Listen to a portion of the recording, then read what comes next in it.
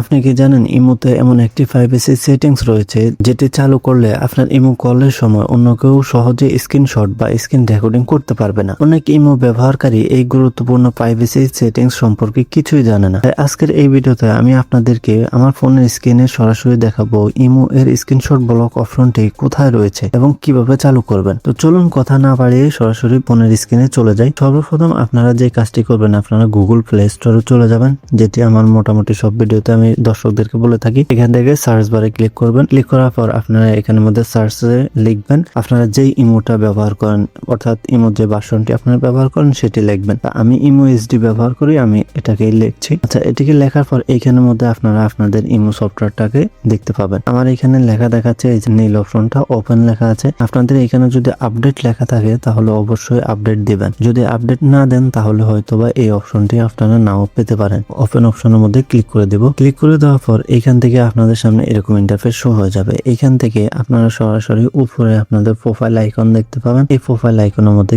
একটা ক্লিক করে দেবেন। যখনই ক্লিক করবেন আপনাদের সামনে এরকম ইন্টারফেস শো হয়ে যাবে। এখান থেকে আপনারা এখানে লেখা দেখবেন সিকিউরিটি এন্ড প্রাইভেসি, আপনারা এটার মধ্যে ক্লিক করে দেবেন। তবে এখানে একটা কথা বলা ভালো, হয়তো বিভিন্ন ইমো ভার্সনে বিভিন্ন জায়গায় এই অপশনটা থাকতে পারে। আমার এখানে এই সিকিউরিটি এন্ড প্রাইভেসি অপশন আছে, যার জন্য আমি আপনাদেরকে এখানে দেখাচ্ছি। তারপর আপনারা এখান থেকে এই যে দেখতে পারতেছেন সেট এন্ড প্রাইভেসি, আপনারা এটার উপর ক্লিক করে দেবেন। ক্লিক করে দেওয়ার পর এইখানের মধ্যে আপনারা দেখতে পারতেছেন এই যে ব্লক স্ক্রিনশট ফর কল। এখানে আমার এখানে লক্ষ্য করলে দেখতে পাবেন এই যে অফ লেখা আছে, অর্থাৎ এখন থেকে আমি যদি কারোর সাথে ভিডিও কলে কথা বলি সে কিন্তু স্ক্রিনশট অথবা রেকর্ডিং করে রাখতে পারবে। এখন আমি কি করব, এটার মধ্যে ক্লিক করে দেব। ক্লিক করে দেওয়ার পর এখানের মধ্যে আপনারা দেখতে পারতেছেন এই যে একটা অপশন, এটা কিন্তু অফ দেওয়া আছে। আমি এটাকে অন করে দেব। অন করে দিলে এখন থেকে আমি তার সাথে ভিডিও কলে কথা বলি, সে কিন্তু আমার ছবি অথবা স্ক্রিন রেকর্ডিং করে রাখতে পারবে না। একই সাথে আপনারা এখানের মধ্যে দেখতে পারতেছেন এই যে তারা কিন্তু একটা আইকন দিয়ে দেখিয়ে দিয়েছে। তো এইভাবে আপনারা আপনাদের আত্মীয় স্বজন অথবা বন্ধু বান্ধবের সাথে কিন্তু